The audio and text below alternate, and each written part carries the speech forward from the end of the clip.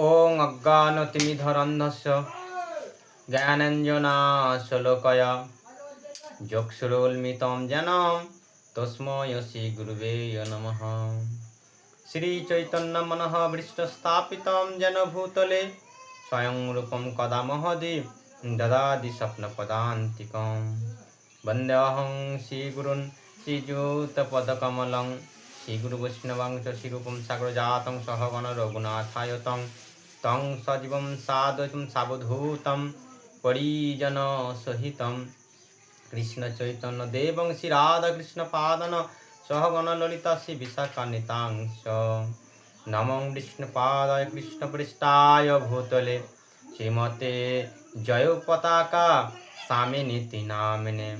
নমো আচার্য পদায় নিতাই কৃপা পদায়িনে গৌর কথা ধামোদায় নগর গ্রাম তারিণে।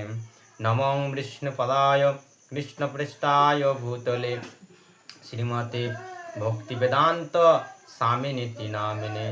নমস্তে সরস্বতী দেবে গৌরবাণী প্রচারিণে নির্বিশেষ শূন্যবাদী পাশ্চাত্য দেশতারিণে। হে কৃষ্ণ করুণা সিন্ধু দীনবন্ধু জগৎপতে গোপীশে গোপিকা কান্ত রাধাকান্ত নমস্তুতে। তপ্ত কাঞ্চন গৌরাঙ্গী রাধে বৃন্দাবনেশ্বরী বৃষভানুসুতে দেবী প্রণমামি হরিপ্রিয়ে। পাঞ্ছা কল্পতরুভস্য কৃপা সিন্ধুভ্য এব চ পতিতানাং পাবনেভ্যো সকল বৈষ্ণবেভ্যো নমো নমঃ। জয় শ্রীকৃষ্ণ চৈতন্য প্রভু নিত্যানন্দ শ্রী অদ্বৈত গদাধর শিবাসাদি শ্রী গৌর ভক্তবৃন্দ। হরে কৃষ্ণ কৃষ্ণ কৃষ্ণ হরে হরে হরে রাম রাম রাম হরে হরে। নারায়ণং নমস্কৃত্যং নরং চৈব নরোত্তমং দেবী সরস্বতী ব্যাসং তত জয়মুদীরয়ে। ওং নমো ভগবতে বাসুদেবায় ওং নমো ভগবতে বাসুদেবায়।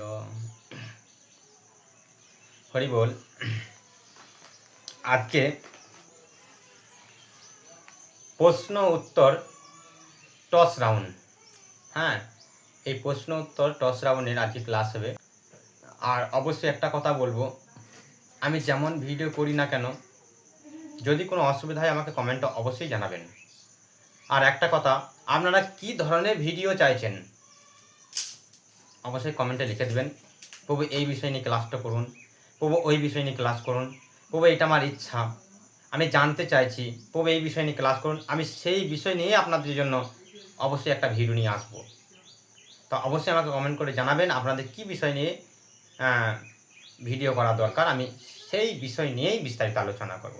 হরে কৃষ্ণ। যে এসে গেছে, তো এই মাতাজি এখন প্রশ্ন করবে। এই প্রশ্নটা আপনারা শুনুন, তার পরিমাণে আমি উত্তর দেবো। হরে কৃষ্ণ মাতাজি। হরে কৃষ্ণ। বলুন। প্রভু, আপনারা যখন প্রচারে যান তখন সমস্ত মানুষকে বলেন যে আপনারা শুদ্ধতভাবে হরে কৃষ্ণ নাম করতে বা ভগবানের নাম করতে। তো প্রভু, আমরাও তো করি। হ্যাঁ, সন্ধ্যেবেলা একবার ওই দুর্গা মন্দিরে যেয়ে একটু হরি নাম করি। তারপর এই বৈশাখ মাসে সব নাম কীর্তন বের হয়, হরি নাম করে খোলকর্তা নিয়ে বের হয়, তারা হরি নাম করে, এত উন্মাদ হয়ে হরি নাম করে। তারপরে এই যে 24 পর বলে, গ্রামে কত আয়োজন করে, সব ডাকনাম আসে, কত মেলা বসে, তারা তো 3-4 দিন ধরে হরি নাম করে। তারপরে এমনিতেও মানুষরা সারাদিন পর কাজকর্ম সেরে একবার হরি নাম করে, তাহলে সেগুলো কি প্রভু হরি নাম নয়? আর আপনারা বলেন যে সবসময় শুদ্ধতা হবে, শুদ্ধতা কি? আর হরির নাম শুদ্ধ মানেটা কি? আমাদের যে হরির নাম আর আপনারা যেটা বলছেন তার মধ্যে তফাৎটা কি, যেটা একটু বলে দিতে। খুব ভালো প্রশ্ন করেছে মাতাজি। জনসাধারণের জন্য কল্যাণকর একটা প্রশ্ন। সত্যি আমি এই প্রশ্ন উত্তর দেব। আর এই প্রশ্নটা অত্যন্ত সুন্দর, আমার অনেক গর্ব হয়েছে যে এত সুন্দর একটা প্রশ্ন করেছে। মাতাজি প্রশ্ন করছে যে আপনারা শুধু আসেন একবার করে আর বলেন হ্যাঁ শুদ্ধতাভাবে হরিনাম করো, শুদ্ধতাভাবে হরিনাম করো। কেন আমরা কি হরিনাম করি না নাকি?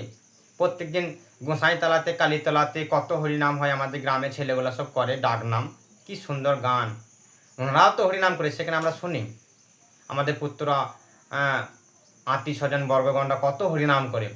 যখন বৈশাখ মাস আছে তখন 1 মাস হরিনাম করে। কত সুন্দর শুনি।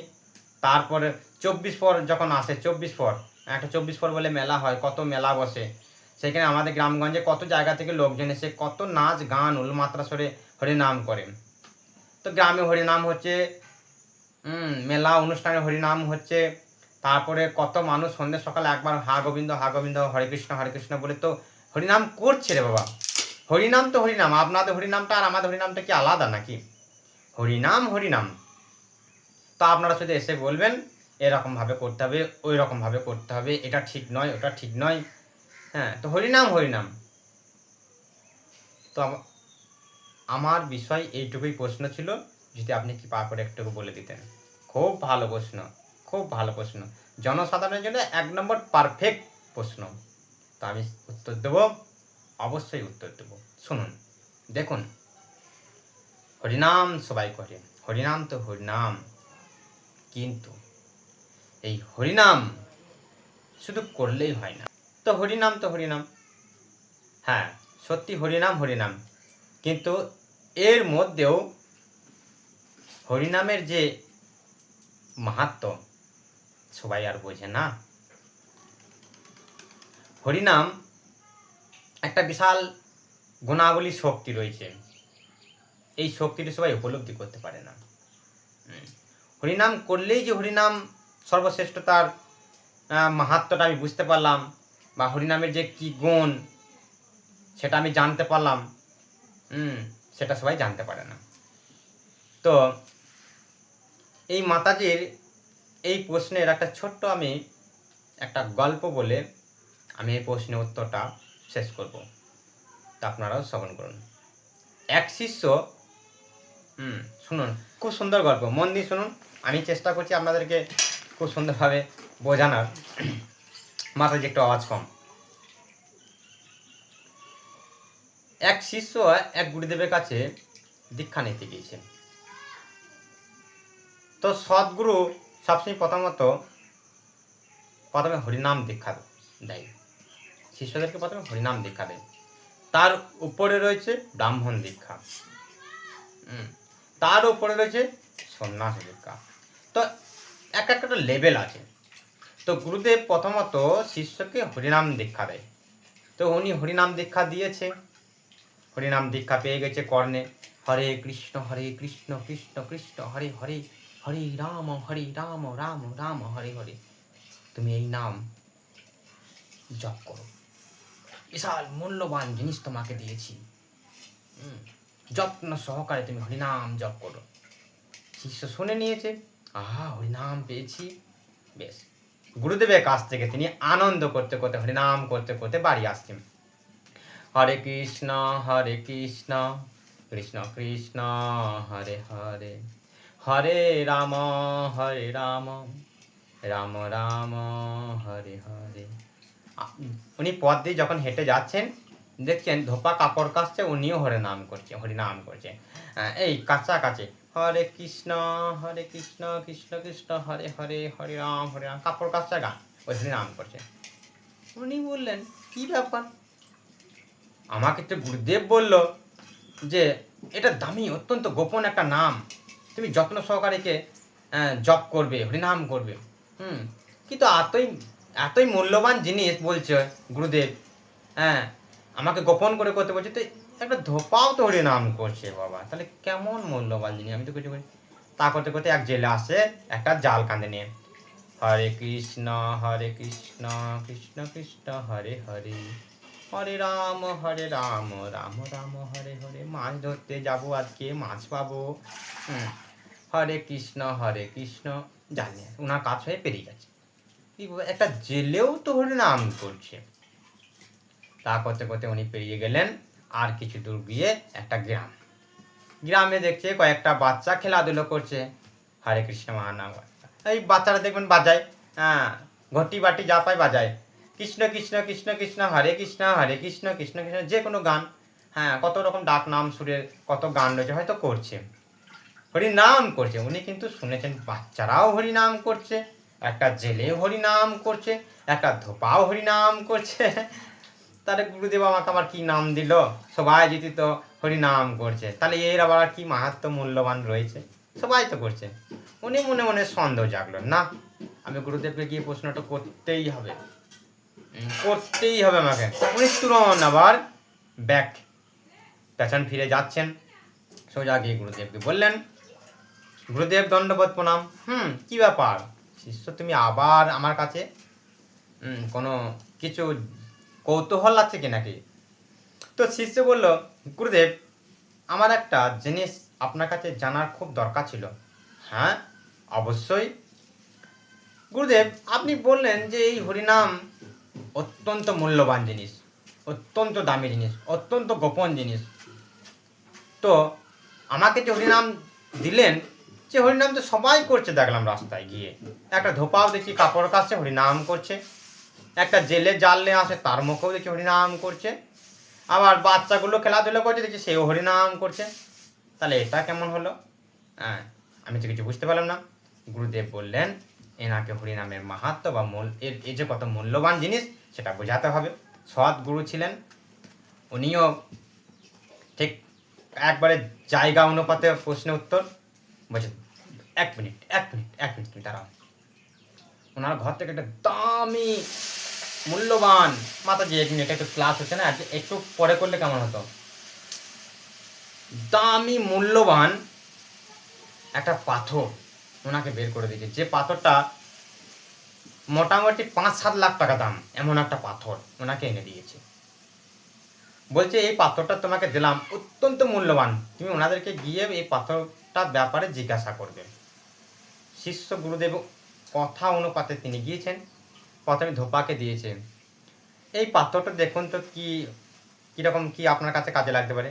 ধোপা দেখেছে, আর এটা তো সামান্য একটা পাথর, এর আবার কি মূল্যবান আছে, হয়তো বড় জোর আমার কাছে কাপড় কাচা কাজে লাগবে, তার বেশি কিছু নয়। চলে গেলেন, গিয়ে জেলেকে দিচ্ছে, জেলে এই পাথরটা দেখুন তো এটা কি দাম রয়েছে বা আপনার কি কোনো কাজে লাগতে পারে? না, হ্যাঁ না, একটা পাথর নিয়ে আমি কি করবো বাবা, আমার দরকার বড় বড় মাছ, হ্যাঁ জাল থেকে উঠে এলে একটা সোনার ডাব পেলে ভালো হতো, কিন্তু এই পাথরটা আমি নিয়ে কি করব? না, এই পাথরটা তেমন কোনো মূল্য নেই, তবে আমার কাছে জালে বাঁধা কাজে লাগবে, মানে জালটা ভারী করার জন্য, জলে ডুবানোর জন্য, তার থেকে বেশি কিছু কাজ নেই। সোজা গিয়ে বাচ্চাগুলোকে দিয়েছে, বাচ্চাগুলো নিয়ে দেখছে খুব খেলাধুলো করছে, ছোড়াছুড়ি করছে, হ্যাঁ ওই ক্রিকেট বলের মতন। উনি দেখলেন এই বাচ্চাগুলো তো কোনো কিছুই বলছে না, কুড়িয়ে নিয়ে চলে গেলেন। নিয়ে গিয়েছে, কই গুরুদেব, কোনো গুরুত্বই দিল না। ওনাদের বলছে কেউ কাচার জন্য কাজে লাগতে পারে, কোনো মূল্য নেই। জেলে বলছে জাল বাঁধা কাজে লাগতে পারে। তখন গুরুদেব বললেন, এই এত দামি একটা মূল্যবান পাথর, তুমি তো জানি পাথরটা কত দাম, এই পাথরটা একটা বিশাল টাকার মূল্য দাম আছে, এই পাথরটার দাম ম্যাক্সিমাম 8 থেকে 10 লাখ টাকা দাম, কিন্তু এই এত দামি পাথরটা ওনাদের কাছে কোনো মূল্য আছে নাকি? ওনারা তো ওনাদের ঠিক নিজের স্বার্থের কাজে ব্যবহার করার জন্য ভাবলেন। তাই যেমন এই মূল্যবান পাথরটা ওনাদের কাছে কোনো দাম নেই, ওনাদের কাছে কাজে লাগতে পারে খেলার ছলে, বলার ছলে, কিন্তু ঠিক তেমনি ওনাদের কাছে যে হরিনামটা করছে, হরিনাম করতে পারে, কিন্তু হরিনামের আসল মূল যে তথ্য, যে শক্তি, সেটা কিন্তু ওনাদের কাছে কোনো দাম নেই। তাই হরিনাম ওনারা করছেন, কিন্তু ওনারা অ্যাকচুয়ালি হরিনামের মাহাত্ম্য বোঝে না, বা হরিনামের যে কি মূল্য রয়েছে সেটা ওনারা বোঝে না। কিন্তু তুমি তা বোঝো, তুমি বোঝো, আমি তোমাকে শেখাচ্ছি যে এই হরিনাম করলে তুমি ধীরে ধীরে সমস্ত পাপ থেকে মুক্ত হয়ে অচিরেই ভগবত ধাম তুমি লাভ করতে পারো, ধীরে ধীরে তোমার ঊর্ধ্বগতি হতে পারে, এই জড় সংসার সমুদ্র থেকে তুমি মুক্তি লাভ করতে পারো। এর নাম হচ্ছে মহিমা, বা এর কৃষ্ণ নামের এর হচ্ছে মহিমা বা মূল্য, যে আমি জড়জন্য জগৎ সংসার থেকে ধীরে ধীরে মুক্তি লাভ করব। কিন্তু এই কথাগুলো ওনারা জানে না, তাই ওনাদের কাছে হরিনামের কোনো মূল্য নেই আর কোনো প্রাধান্য নেই। তাই ওনারা হরিনাম করতে হয়, করছে, জানে বৈশাখ মাস আছে একটা নাম গান 1 মাস করতে হয়, বাস আর জানে সন্ধ্যে সকালে একটু হরি বল, বাস হয়ে গেল। হ্যাঁ, আর 24 পর আসে একটা আনন্দ মজা, দুটো পাঁপড় জিলিপি খায় আর দুটো বান্দর নাতার মতো নাচ দেখে। হা কি সুন্দর গান। সে কি বলবো, রাধার রচনা বানাইয়া দিলা নাম কি, রাধাকে রচনা বেনাতি ঐশ্বর্য রায়, বাবারে কত কি, কৃষ্ণকে কত, বাবারে সে কিসব গান শুনে পাঁপড়ে জিলিপি খেয়ে নিলাম, ঘরের জন্য 5 কেজি নিয়ে চলে এলাম, হরিনাম করলাম। কিন্তু ওনারা হরিনাম মানে কি জানবে, যে এইভাবে হরিনাম করলে আমাদের কোনো লাভই হচ্ছে না। 100% মধ্যে খুব বড় যে হয়তো, যেহেতু হরিনাম তো কৃষ্ণ নাম, তাই 1% হয়তো লাভ হতে পারে। কিন্তু ওই লাভে কি যদি কোনো ব্যবসা করেন কোনো ব্যক্তি, হ্যাঁ ধরুন প্রতিদিন 1000 টাকা ইনকাম করা দরকার, সেখানে যদি উনি 5 টাকা লাভ করে, তাহলে একটা 10 তলা বাড়ি করতে পারবে। দিন আনতে দিন খাওয়াই চলে যাবে, সারা জীবন অভাব থেকে যাবে। তো ঠিক হরিনামে যদি আমি 1% করে লাভ করে, আমি কী করে ভাগবদাম যাব, বা কী করে আমার অচিরে পাপ মুক্ত হয়ে ধীরে ধীরে আমি ঊর্ধ্বগতি হব। তা ওনাদের এইরকম পজিশনটার হরিনাম করছে, ওনারা মাহাত্ম্যটা জানে না যে আমরা এইভাবে হরিনাম করলে আমরা কোনোদিনই অচিরেই মুক্তি লাভ করতে পারবো না, আমাদের পাপ মুক্ত হব না, হ্যাঁ আমরা আবার এই জড়জগতে ফিরে আসতে হবে। এর মাহাত্ম্য মূল্য কিছুই জানে না। কিন্তু তুমি জানো, আমি জানি, উঁচু বর্গগণ, দেবগণ, ঋষিগণ, ব্রহ্মা আদি মহেশ্বর জানে এই হরিনামের মাহাত্ম্য, এই হরিনামের মূল্য কি। কিন্তু ওনারা অভ্যাস মুখ থেকে একটা করেছে, হরিনাম করতে হবে, ভালো লাগে কাজের ক্ষেত্রে, বাস এইটুকুই। কিন্তু হরিনাম আসল যে মূল্য, তা জনসাধারণরা বোঝে না, যে হরিনামের কি মূল্য, বোঝা গেল, বা এর শুদ্ধভাবে হরিনাম করলে কি লাভ হয়। এই কারণের জন্য আমাদের ইস্কনের ভক্তরা বা শুদ্ধ ভগবত ভক্তরা আপনাদের বাড়িতে এসে শুদ্ধভাবে হরিনাম করতে পারে। আর আপনাদের যে ডাক নামটা করছেন, হ্যাঁ গোসাই তালাতে যে নামটা করছেন, কোনো এক ব্যক্তি এলো, নাকের চোখে ধোঁয়া বাই করছে, একটা সিগারেট খেয়েছে বা একটা বিড়ি খেয়েছে, তুই বাঁচাতে পারছি না, ও একবার নিল ধিংতাতা নাংতাতে ঘিংকেতে বাস পারলো না, হলে গেল। কেউ এলে একটা ড্রিঙ্ক করে টলাতে এই তোর বাজানো হচ্ছে না রে, কতাল ওইভাবে নয়, দে আমি দেখাচ্ছি, খিচে বাজ, যতক্ষণ ভালো লাগলো দিল, নিয়ে নামিয়ে দিল, চলে গেল। এই তো হরিনাম। একটা বিড়ি খেলাম, একবার খুল বাজালাম, একবার করতাল বাজালাম, ভালো লাগছে না, একটা আলাদা গান করলাম, একটা রঙের গান করলাম। কেউ এসে আসরে মদ খেয়ে বসবে, কেউ এসে বিড়ি খেয়ে বসবে। এভাবে হরিনাম করলে মুক্তির জায়গায় অধপতন হবে, আস্তে আস্তে অন্ধকূপে চলে যাবে মানুষ। কিন্তু আমাদের শুদ্ধ ভক্তরা আপনাদেরকে বলে যে শুদ্ধতাভাবে হরিনাম করুন। 10-5 নিজ দ্বারতে বসিয়া, 10-5 মিলে নিজে দ্বারতে বসিয়া কীর্তন করো হে মোরে হাতে তালি দিয়া। মহাপ্রভু অবশ্যই হরিনাম করতে বলছে, কিন্তু শুদ্ধতাভাবে। তাই কৃষ্ণের সংসার করো, ছাড়ি অনাচার, জীবে দয়া কৃষ্ণ নাম সর্বধর্ম। অনাচার ছাড়তে হবে, সিগারেট বিড়ি পান গুটকা সমস্ত নেশা বর্জন করতে হবে,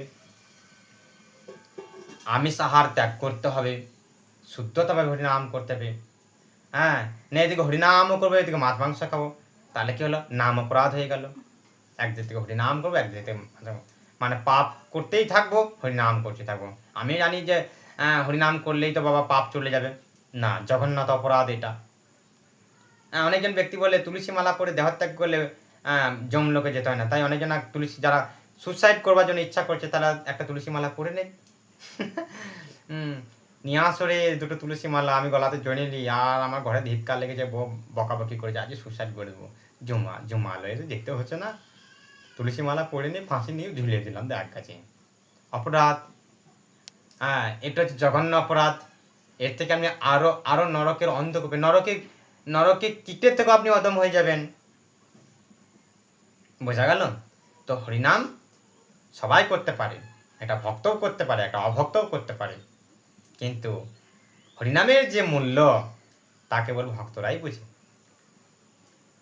যে কিভাবে হরিনাম করলে এর মূল্যটা গ্রহণ করা যায় বা দামটা পাওয়া যায়।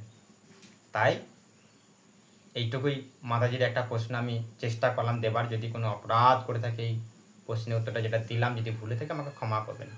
আর অবশ্যই অবশ্যই কেমন ধরনের ভিডিও লাগবে আপনারা ফোন করে জানাবেন। হরে কৃষ্ণ, আজকে এইটুকু, হরি বল।